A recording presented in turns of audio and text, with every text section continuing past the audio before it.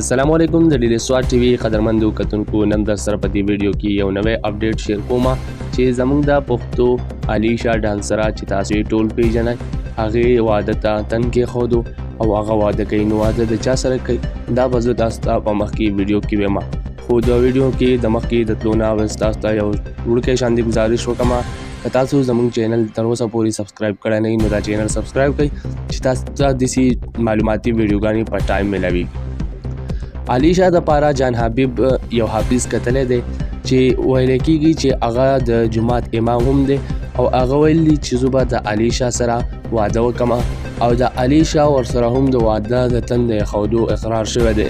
خو لا تر اوسه پورې علیشا په خپل چینل باندې دا ویډیو نه ده اپلوډ کړي چې علیشا وایي چې او زه واده کوم خو بیا په یو ویډیو کې موږ لیدلی چې جان حبیب هم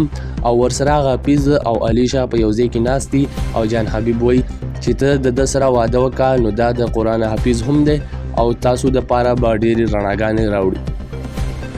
نو دا ډېر د خوشحالۍ خبره ده چې علیشا او د علیشا مور توبه وویسته او د علیشا د یو داسې سړي سره واده کول چې د الله تعالی د لارې نه پوره خبر دی نو دا به ډیره د خوشحالۍ خبره وي او که وروسته علیشا د خپلې خولې نه اقرار راویستو او خلکو ته یې بیان کو نو هغه به هم زه تاسو سره په دې چینل باندې شیر کوم د هغې دپاره دا چینل سبسکرایب کړئ او دا ویډیو که مو خوښه شوي نو ویډیو لایک کړئ او په دې باره کې تاسو څه ویل غواړئ د هغې دپاره په لاندې کمنټ کې موږ ته د خپل مینې اظهار وکړئ